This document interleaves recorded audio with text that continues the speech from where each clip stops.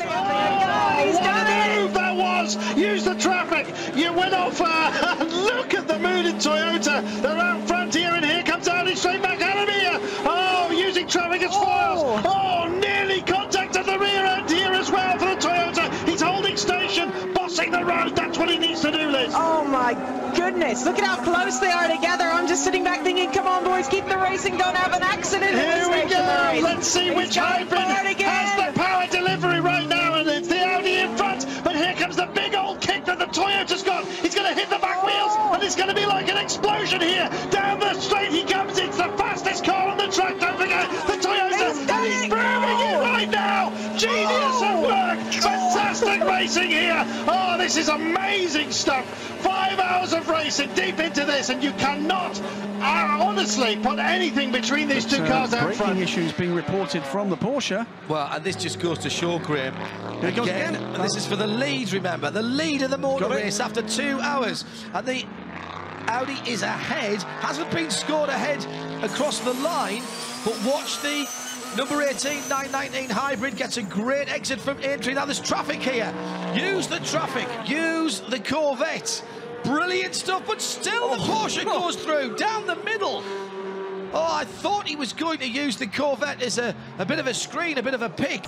And great pass from the Porsche, but equally good pass back. And here we go. Press the fast forward button. Haven't we seen this over and over again as the Porsche has the speed down the straight and the Audi owns the wiggly bits, and again side by side in Lovefield, and they've got the G-Drive car. That's one of the leading LMP2s. That's a very rapid car. They've got to get through, and the leader cuts across. It's Neil Yarny. No, it's Marcel Fessler. No, it's Neil Yarny again. Yarny almost runs into the back of the Audi as they head down towards Stowe. Both side by side again, and finally Yarny in the 919 has to drop back, and for once it's the Audi that goes off the circuit there. It was the Toyotas and the Porsches earlier on that the Audi was reporting into Maggots, Beggiston, Chapel. This is where the Audi should pull out a little bit of an advantage. Will it be enough to stop the hyperdrive that the Porsche 919 hybrid has? Which way does the Audi go? To the left?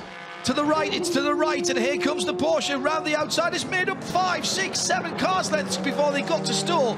That is remarkable boost from the hybrid power. Way more than 1,000 horsepower these two guys are playing with at the moment, from the 4-litre turbocharged diesel engine in the Audi, the 2-litre 4-cylinder turbocharged petrol engine. It's batteries versus hybrid, petrol versus diesel, big motor versus little motor. You could not get more differentiation between these two cars that are fighting it out after almost, well in fact no, over 5 hours. It's less like motorsport at the moment, John. It's more like one of those playbooks you see in American football, isn't it? Which way is it going to go? Which way do we follow? It's fantastic stuff again, and it's exactly what we saw in the first couple of phases of this race. We're back to it again. Audi leads, the Porsche's catching. Here he comes again under that amazing power boost that the Porsche's got. And Sebastian Buemi is less than 30 seconds away from this battle, and he's closing on them. He's doing 44s, these guys 45s and 46s, because they're battling so much. To the inside, driver's right, and through again goes Neil Yarny into Copse Corner. Now the Audi will take more power. Oh, big slide from Marcel Fessler. Went too far onto the AstroTurf there. That's not grass, that is carpet. Onto the old part of the circuit through Stavelot towards Blanchimont, and the Porsche just ekes out half a length, a full length, maybe a little bit more through Blanchimont. No hint of a lift there. No hint. Well, and neither would you expect it with, or even with the reduced amount of downforce that these cars have got on. They're still carrying much more with the closed wheels and the full body than, say, a Formula 1 car would. They're heavier, but they also have a heck of a lot more power, probably half as much. He's going to have a look. He's going to look. Down the inside towards La Source, the first hairpin. That was very forceful driving by both drivers. Now can Treluet hold on to it? Here comes the Porsche. He'll use the battery energy to try and boost himself past as they go down the hill. If he doesn't get them into Eau Rouge, stay in the gap. The Porsche can harvest energy under acceleration, remember. Now release the extra energy, pull out from the slipstream and drag straight back. copy-boot stuff for the Porsche, and we're back at Silverstone all over again. Absolutely mental stuff. Wonderful, wonderful racing again here in the World Endurance Championship. Open rule books, open minds, open your eyes. This is motorsport. This is what it means. General election in the UK at the moment. You could get any of these guys elected, couldn't you, with the electorate of the Endurance Racing Party. Dear me. And surely. That's a touch. That was a touch, and there was a little bit of carbon fibre went flying there from, I think, the front of the Audi, Graham. Is a dive plane gone? Could be. Maybe it's part of the Porsche then, but that was Treluer being very forceful into the no-name left-hander coming down the hill this towards is very P1. strongest. He's a second quicker than the Porsche in this part. No, not round the outside. Unbelievable. No way. Unbelievable. And don't forget, this is the Le Mans spec Audi. This is the lower drag, lower downforce. And he wasn't able to dart out to the right-hand side. He's going to try it now. Down the inside into turn one. He's got the position, but Treluer will try and cut back because the Porsche's gone too deep. He has done. And here comes Di Grassi. He wants a piece of this side-by-side through turn two. Got to give each other room, guys. That's naughty. There's a touch. We've got to get them through. Treluer is hanging on. And now he gets the right-hand corner. And here comes Di Grassi. Di Grassi's going to explode into this battle any second now. Marvellous stuff. Very, very fair driving by both of those guys. That is brilliant stuff, and Di Grassi is right there going, thanks, guys. I'm right here. I'm here. Hello, hello. Can I have a play?